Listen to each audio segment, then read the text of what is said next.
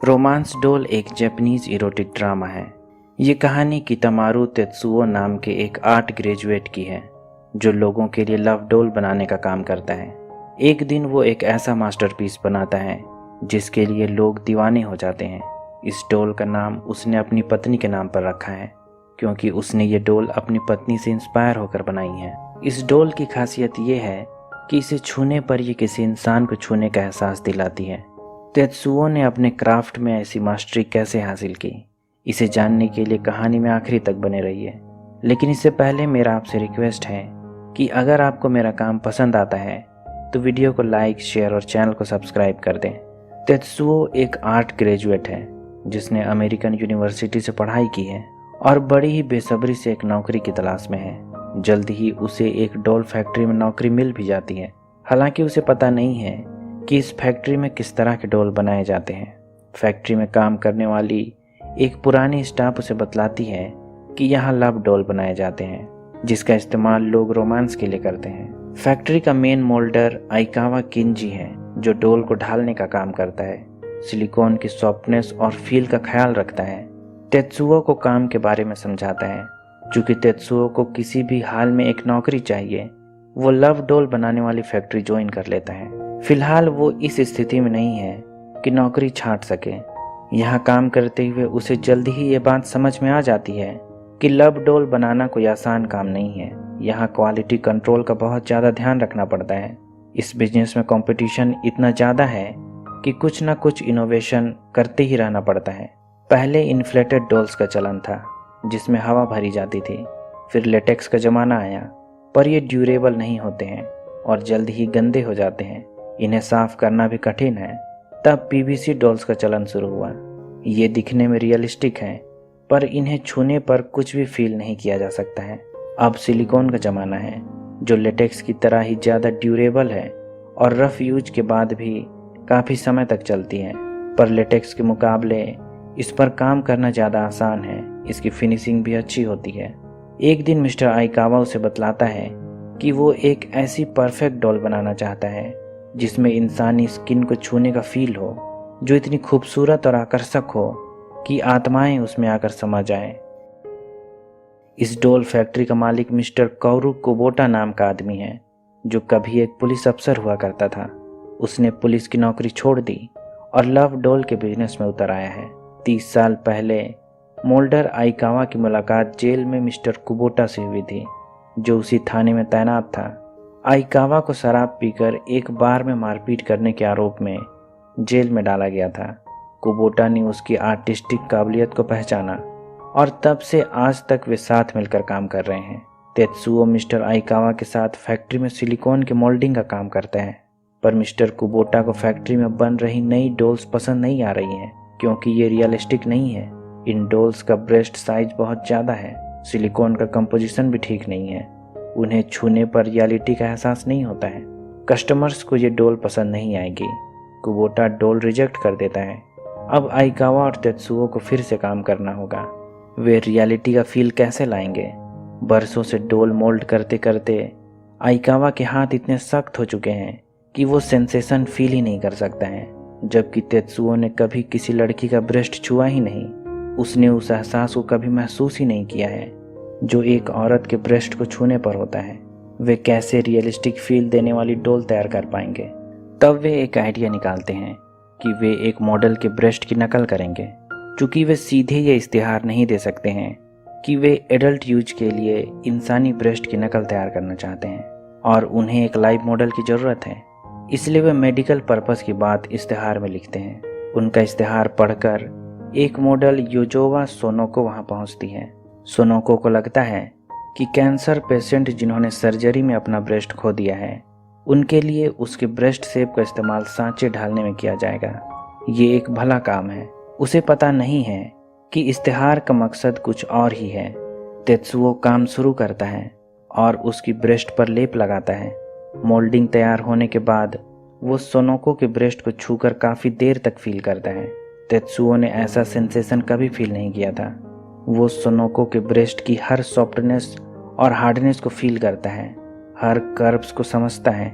जब सोनोको वहाँ से जाती है, उसके कान की बालियाँ फैक्ट्री में ही छूट जाती हैं। तेत्सुओ को लगता है कि ये बड़ी कीमती होगी, इसलिए सोनोको के पीछे भागता है और फाइनली स्टेशन के पास उसे उसकी बालियां सौंप देता है। यहाँ वो सोनोको को प्रपोज करता है। तेत्सुओ के लिए ये लव एट फर्स्ट साइट है।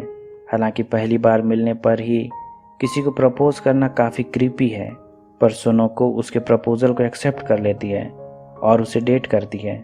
जल्द ही उनकी शादी हो जाती है। तेत्सुओ के लिए ये किसी सपने के सच होने जैसा है। वो अपनी शादी के दिन इतना नर्वस था कि अंगूठी तक ठीक से पकड़ नहीं पा रहा था। उसके हाथ किसी पार्किंसन के पेशेंट से भी ज़्यादा कांप रहे थे। हालांकि उसने अब भी सोनोको को ये नहीं बतलाया है कि वो असल में क्या काम करता है। तेत्सुओ के मन में इस बात का गिल्ट है कि वो पूरी तरह से अपनी पत्नी के प्रति ईमानदार नहीं है। ऊपर से उन्होंने सोनोको के ब्रेस्ट के नाप से तैयार सांचे का इस्तेमाल लव डॉल तैयार करने के लिए किया।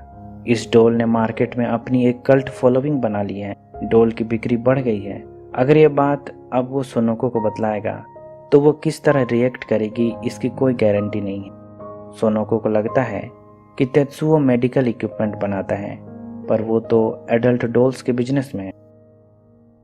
कुछ दिनों बाद फैक्ट्री के मेन मोल्डर मिस्टर आइकावा की अचानक मौत हो जाती है और सारा काम का दबाव तेत्सुओ पर आ जाता है। अब वो पहले की तरह सोनोको को टाइम नहीं दे पाता है। वो देर से घर आता है, जल्दी सो जाता है। जल्दी ही उसके और सोनोको के रिश्तों में गर्माहट खत्म होने लगती है।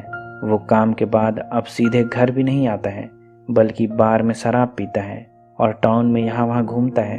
एक दिन जब देर रात तेत्सुओ घर आता है, देखता है कि उसकी पत्नी सोनोको घर में नहीं है। उसने उसके लिए एक चिट्ठी छोड़ रखी है जिसमें उसने लिखा है कि उसके पिता की तबीयत खराब है और वो कुछ दिनों के लिए अपने घर जा रही है। इधर फैक्ट्री में एक नया मोल्डर अपॉइंट हुआ है जिसका नाम मोरिजुमी है, जो अब आइकावा की जगह लेगा। तेत्सुओ को लगता है कि नए मोल्डर के आने से उसका काम आसान हो जाएगा, पर मोरिजुमी उनके सिलिकॉन मिक्सिंग की सारी जानकारी चुरा कर दूसरी कंपनी को बेच देता है और वहां से भाग जाता है। फॉर्मूला चुरा लिए जाने की वजह से मार्केट में कंपटीशन और भी ज़्यादा हाई हो गया है। इसलिए मिस्टर कुबोटा तेत्सुओ को अब रबर में कुछ नया ट्राई करने के लिए कहता है, क्योंकि उनके सिलिकॉन मोल्डिंग के सारे राज दूसरी प्रतिद्वंदी कंपनी को पता चल गई है। अब उनकी और कुबोटा के प्रोडक्ट्स में ज़्यादा अंतर नहीं बचा है। उन्हें रबर में कुछ अलग ट्राई करना होगा। एक शाम तेत्सुओ को सोनोका की माँ का फ़ोन आता है। वो बतलाती है कि वो सोनोका का फ़ोन काफ़ी समय से ट्राई कर रही है, पर फ़ोन नहीं लग रहा है। क्या वो उससे उसकी बात करा सकता है? सोनोको ने तेत्सुओ से झूठ कहा है कि वो अपने पिता से मिलने जा रही है। वो कहाँ है उसे पता नहीं है। सोनोको पिछले 3 दिन से घर वापस नहीं आई है। 3 दिन बाद सोनोको नशे की हालत में घर वापस आती है। उसे एक अनजान आदमी ने घर छोड़ा है। काफ़ी पूछने पर भी सोनोको उसे कुछ नहीं बतलाती है। वो कहाँ थी और किसके साथ थी। सोनोको सारा ब्लेम तेत्सुओ पर डाल देती है कि अब तेत्सुओ के पास उसके लिए ज़्यादा समय नहीं है। वो काम से रोज लेट घर आया करता है। तेत्सुओ को समझ में नहीं आ रहा है कि अचानक से उसकी ज़िंदगी अपसाइड डाउन कैसे हो गई। वे एक हैप्पी कपल थे। सब कुछ ऐसे बर्बाद नहीं हो सकता है। ऊपर से काम का भी दबाव उस पर बहुत ज़्यादा है। उसे रबर की मोल्डिंग करने में समस्या आ रही है। उसे मन मुताबिक नतीजे नहीं मिल रहे हैं। तेत्सुओ अपने खराब रिश्ते को ठीक करने की कोशिश करता है और उसे अपने प्रोफेशन के बारे में सब सच बतलाता है कि वो मेडिकल इक्विपमेंट्स की कास्टिंग नहीं करता है, बल्कि लव डॉल बनाने का काम करता है। हालांकि सोनोको को अब इस बात से कोई फर्क नहीं पड़ता है कि उसने शादी से पहले अपने प्रोफेशन के बारे में उससे झूठ कहा था। उसे तो अब अपने पति तेत्सुओ से डाइवोर्स चाहिए। वो अब तेत्सुओ के साथ नहीं रहना चाहती है। वो चाहती है कि वो अब अकेले रहे, पर तेत्सुओ उसे तलाक नहीं देना चाहता है। वो उससे बहुत प्यार करता है। ऐसा लगता है जैसे सोनोको का कोई लव अफेयर है। इस बारे में पूछने पर वो बतलाती है कि उसका कोई लव अफेयर नहीं है, बस अब वो अपनी ज़िंदगी अपने हिसाब से जीना चाहती है। वो बतलाती है कि कुछ समय से वो अच्छा फील नहीं कर रही थी। जब उसने डॉक्टर को दिखलाया तो उसे पता चला कि उसे गैस्ट्रिक कैंसर है, 2nd स्टेज। अगर ऑपरेशन के बाद वो ठीक हो भी जाती है तो कभी माँ नहीं बन पाएगी। इसलिए वो उसे अपनी बीमारी के बारे में बिना बताए छोड़कर चली जाना चाहती थी। उसने तो इस बारे में अपने पेरेंट्स को भी कुछ नहीं बतलाया है। कुछ दिन जब वो घर से गायब थी, असल में हॉस्पिटल में चेकअप करवा रही थी। वो चाहती थी कि किसी को इस बारे में पता ना चल सके। तेत्सुओ उसे तलाक नहीं दे सकता है।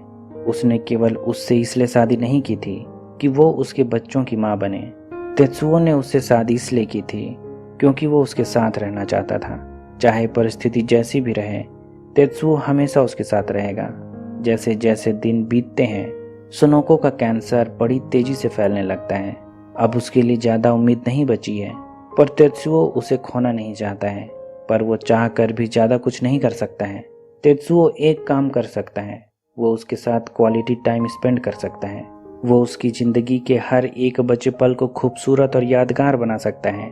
उसकी ज़िंदगी में सोनोको के साथ जितने भी पल बचे हैं, वो उसे मेमोरेबल बनाना चाहता है।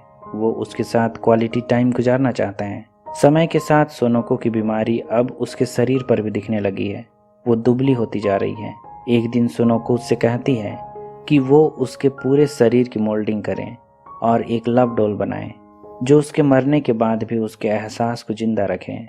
तब तेत्सुओ सोनोको के पूरे शरीर की डिटेल स्केच उतारता है, क्ले से एक मोल्ड तैयार करता है और अपनी पत्नी के हर एक स्पर्श को अपने दिमाग में बैठा लेता है। जल्दी ही सोनोको की तबीयत बहुत खराब हो जाती है और एक दिन उसकी मौत हो जाती है। इसके बाद कई दिनों तक वो काम पर नहीं आता है। वो पूरा समय अपने घर में अपनी पत्नी के स्केच और उसके शरीर के फील को एक डोल में उतारने की कोशिश करता है। उसने एक ऐसी डोल बना ली जो उसकी पत्नी सोनोको की तरह दिखती है। डोल के हर हिस्से में, सिलिकॉन की हर परत में उसके स्किन का फील है। ये एक मास्टरपीस है। फाइनली कई दिनों बाद तेत्सुओ अब फैक्ट्री पहुंचता है। उसके पास एक डोल है जो उसकी पत्नी की तरह दिखती है। ये एक परफेक्ट डोल है। ये एक यूनिबॉडी डोल है, यानी एक ही पीस में बनाई गई है। ये डोल पुराने मोल्डर मिस्टर आइकावा के सपनों के डोल की याद दिलाता है। इतनी परफेक्ट कि इसमें आत्माएं आकर बस जाएं। सभी फैक्ट्री वर्कर इस डोल को देखकर इमोशनल हैं। मिस्टर कुबोटा को भी डोल पसंद आई। ये डोल सिर्फ उनके लिए है जो उस वास्तविक एहसास को महसूस करना चाहते हैं जो किसी महिला की बॉडी को छूने पर फील होता है। इस डोल की कीमत ऊंची है, इसके बावजूद सारे स्टॉक फटाफट बिक जाते हैं। इस डोल का नाम तेत्सुओ ने अपनी पत्नी सोनोको के नाम पर सोनोको 1 रखा है। हालांकि जापान में यूनिबॉडी लव डोल बेचना गैर कानूनी है, पर कुबोटा इसकी सेलिंग जारी रखता है। इसलिए पुलिस एक दिन उसकी फैक्ट्री पर छापा मारती है और कुबोटा को गिरफ्तार कर लेती है। पर ये उसके लिए कोई बड़ी बात नहीं है। वो तो जेल आता जाता रहता है। वैसे भी वो एक पुलिस अधिकारी रह चुका है। कुबोटा 3 दिन में ही छूट जाता है।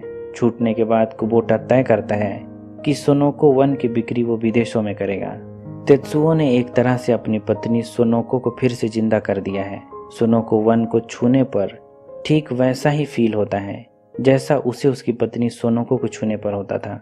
एक दिन तेत्सुओ बीच पर टहलते हुए अपनी मरहूम पत्नी सोनोको की अच्छी यादों के बारे में सोचता है। सोनोको सच में एक बेहतरीन और कैपेबल वाइफ थी, हॉर्नी और परफेक्ट। इसी के साथ ये फिल्म खत्म हो जाती है। उम्मीद करता हूँ कि ये कहानी आपको पसंद आई होगी। अगर ऐसा है तो वीडियो को लाइक, शेयर और चैनल को सब्सक्राइब कर दें। अभी तक बने रहने के लिए शुक्रिया।